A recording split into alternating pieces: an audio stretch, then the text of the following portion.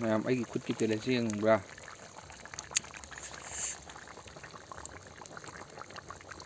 ꯈꯤꯇꯪ ꯑꯣꯈꯠꯂꯣ. ꯌꯥꯗ꯭ꯔꯕ ꯇꯦꯂꯦꯟꯗꯣ? ꯇꯦꯂꯦꯟꯁꯤ ꯌꯥꯗ꯭ꯔꯦ.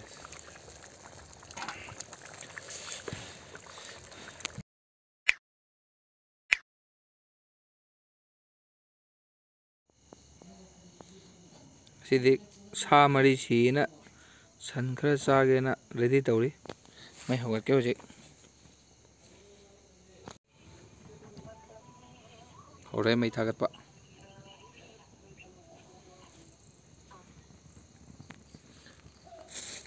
ꯆꯟꯗ ꯍꯩꯗꯔꯛꯎꯅꯦ.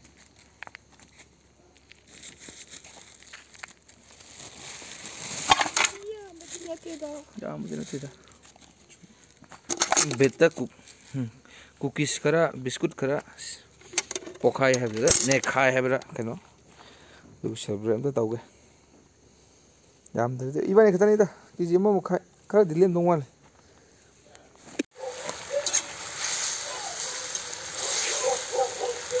ꯉꯥꯏꯗꯣꯔꯦ. ꯀꯅꯥ ꯀꯅꯥꯅꯣ ꯃꯃꯤꯡ ꯃꯊꯥ ꯈꯪꯗꯕ ꯁꯥ ꯈꯔ ꯁꯤ 4 ꯍꯥꯏꯕ꯭ꯔꯥ 3 ꯍꯥꯏꯕ꯭ꯔꯥ ꯑꯗꯨꯒꯤ ꯁꯦꯂꯦꯕ꯭ꯔꯦꯠ ꯇꯧꯋꯤ. ꯀꯩꯅꯣ ꯀꯨꯀꯤ ꯁꯤꯔꯗꯤ ꯆꯥ ꯇꯥꯕꯅꯤ ꯀꯩꯅꯣ. ꯀꯨꯀꯤꯔꯣ ꯁꯤꯔꯤꯁꯦ? ꯀꯨꯀꯤ ꯁꯤꯔꯗꯥꯏꯅꯦ ꯉꯁꯤꯗꯤ. ꯑꯩꯈꯣꯏꯗꯤ ꯉꯁꯤꯗꯤ ꯆꯥꯛꯅꯕꯗꯤ ꯅꯪꯍꯧꯗ꯭ꯔꯦ. ꯃꯁꯤꯅ ꯍꯦꯛꯇ ꯀꯣꯠꯊꯔꯗꯝꯅꯤ. ꯃꯣꯏꯅ ꯑꯩꯈꯣꯏꯒꯤ ꯁꯤꯕꯗ ꯅꯠꯇꯕ ꯍꯔꯥꯎꯕ. ꯅꯍꯥꯟ ꯑꯩꯈꯣꯏꯒꯤ ꯀꯩꯅꯣꯅ ꯀꯣꯔꯣꯡꯉꯥꯟꯕꯅ ꯊꯥꯒꯠꯄꯗ ꯅꯠꯇ꯭ꯔꯣ ꯃꯌꯨꯡ ꯍꯟꯖꯟꯕꯗꯣ? ꯃꯥꯅꯦ. ꯑꯩ ꯀꯩꯅꯣꯝ ꯍꯥꯏꯒꯦ. ꯉꯁꯤ ꯁꯤꯔꯗꯤ ꯅꯠꯇꯦꯕ ꯀꯨꯀꯤꯅ ꯁꯟ ꯆꯥꯕꯅ ꯍꯨꯔꯥꯜꯂꯒ ꯆꯥꯕ. ꯆꯨꯝꯃꯦ. ꯃꯩꯇꯩ ꯑꯩꯈꯣꯏꯅ ꯍꯨꯔꯥꯜꯂ ꯄꯨꯕꯗꯣ. ꯁꯟꯁꯨ ꯍꯨꯔꯥꯜꯂꯦ. ꯃꯩꯇꯩ ꯑꯩꯈꯣꯏꯅ ꯆꯥꯕꯅ ꯂꯩꯔ ꯆꯥꯕ. ꯁꯤꯅꯤ ꯈꯦꯠꯅꯕ. ꯃꯤꯒꯤ ꯄꯣꯠ ꯆꯥꯗꯦ. ꯀꯨꯀꯤꯅ ꯁꯟ ꯆꯥꯕꯅ ꯍꯨꯔꯥꯜꯂꯒ ꯆꯥꯕ. ꯃꯩꯇꯩꯅ ꯁꯟ ꯆꯥꯕꯅ ꯂꯦꯜꯂ ꯆꯥꯕ. ꯉꯁꯤꯗꯤ ꯈꯔ ꯇꯧꯔꯦꯍꯦ. ꯀꯔꯤꯅꯣ ꯈꯔ ꯁꯤꯗꯥꯏꯅꯦ. ꯀꯅꯥꯅꯣ ꯉꯁꯤꯗꯤ? ꯈꯔ ꯁꯤ ꯃꯥꯜꯂꯦ.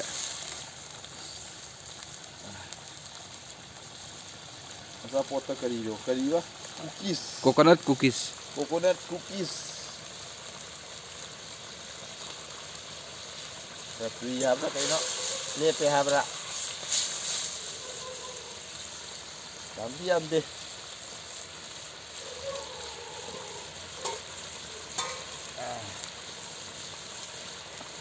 ꯀꯦꯖꯤ 2. ꯂꯣꯏꯁꯤꯜꯂꯛꯄꯒꯤ ꯇꯥꯏꯃꯤꯡ ꯌꯧꯁꯤꯜꯂꯛꯑꯦ. ꯃꯌꯥꯏꯗ ꯑꯃ ꯇꯥꯎꯔꯁꯤꯅ ꯀꯨꯀꯤ ꯅꯨꯄꯤꯒꯤ ꯄꯤꯅꯕꯅ ꯁꯨꯝ ꯍꯥꯞꯄꯅꯤ. ꯒꯤꯐ ꯑꯋꯦ ꯇꯧꯒꯦ ꯀꯨꯀꯤ ꯅꯨꯄꯤꯗ. ꯑꯁꯤꯒꯤ ꯃꯃꯤꯡꯁꯦ ꯀꯔꯤ ꯈꯥꯃꯦꯟꯅꯣꯝ ꯍꯥꯏꯕꯅꯤ. ꯕꯔꯁꯤꯒꯥ ꯍꯥꯏꯕ꯭ꯔꯣ? ꯁꯤ ꯈꯥꯃꯦꯟ ꯑꯁꯦꯡꯕꯁꯦ ꯀꯥꯡꯉꯧꯕ ꯌꯥꯝ ꯍꯥꯎꯕꯅꯦ. ꯀꯨꯀꯤ ꯅꯨꯄꯤꯗ ꯒꯤꯐ ꯇꯧꯈ꯭ꯔꯒꯦ.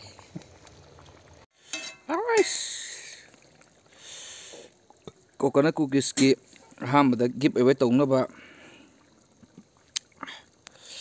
ꯑꯣꯜ ꯀꯨꯀꯤ ꯋꯨꯃꯦꯟꯁ ꯅꯣꯏꯒꯤ ꯒꯤꯐ ꯑꯋꯦ ꯈꯔ ꯇꯧꯔꯛꯑꯒꯦ ꯃꯊꯪ. ꯂꯩꯔ ꯆꯥꯕꯅꯤ ꯍꯨꯔꯥꯜꯂ ꯆꯥꯕ ꯅꯠꯇꯦ.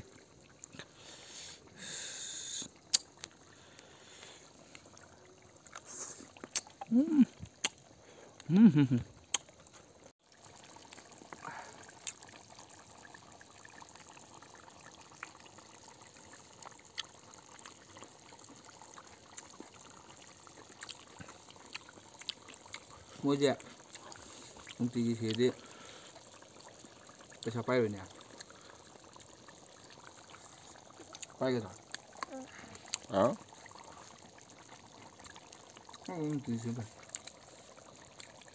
ꯅꯨꯡꯇꯤꯒꯤ ꯁꯨꯝ ꯁꯤꯔꯛꯑꯗꯤ ꯉꯥꯍꯩ ꯆꯥꯔꯛꯀꯅꯤ.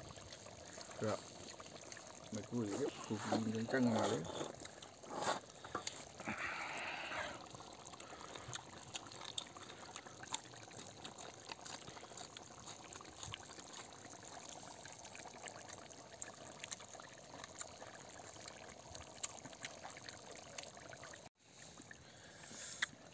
ꯃꯇꯨꯡ ꯈꯛꯇ ꯅꯪ ꯂꯧꯔꯕ?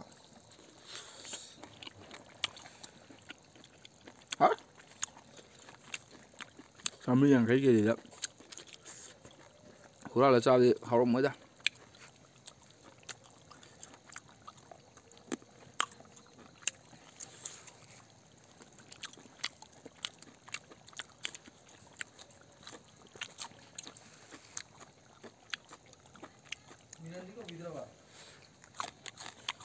Lần đó đấy. Nó cua một tàu đấy. Đúng không?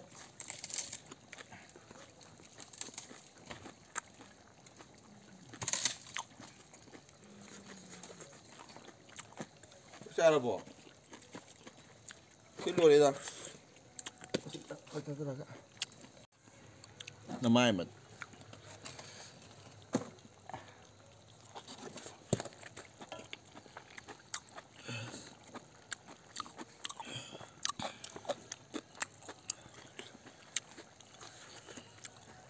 Kanagumo khana hiribo se pamde. Aja mawa.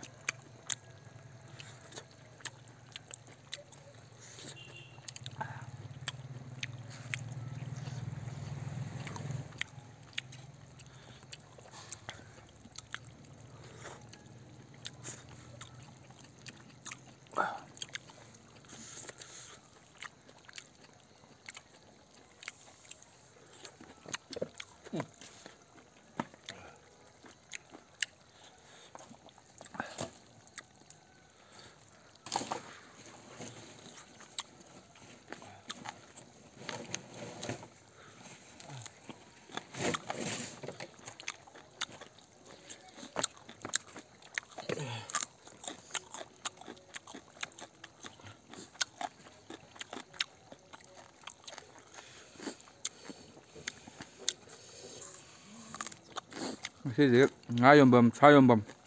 Bueno ba. Sekian senda ke kiu le phawe. Cái gì nó? Coconut cookies ka kai no.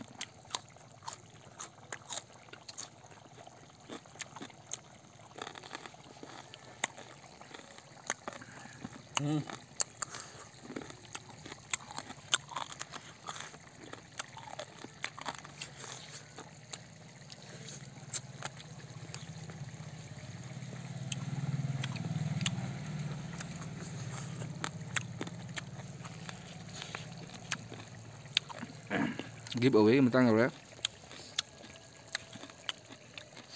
Bồi núi em pui ra.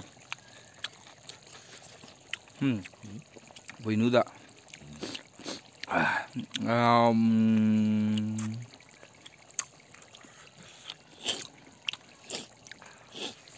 Giveaway rồi đấy bồi núi đó.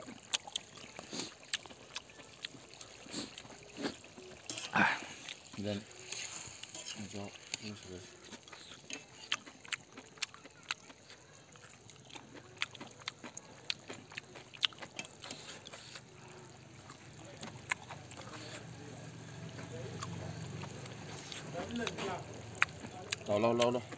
Người lần cô phải đóng tàu. Không phải tàu à? Hảo đấy. Cái gì? Video aja saya lu senang toro ya, sama dengan này. Kalau Phật đó. Nâng cái nồi. Chân nằm lầu đó còn nó ra bên này. Nang caling bro. Jauh ini memang. Apa? Cái đám phong nó phải là gì? Aja. Ủa, em ra nó tầm gì kìa? Cái băng này Em. mày ăn cho xong rồi đồ không mua. Gak salah ke soalnya. Sih ya. Buổi núi nó dầu lắm đấy. Cái bữa đó bữa nó nó bakal saya tahu ya. Em. Cái này là gì?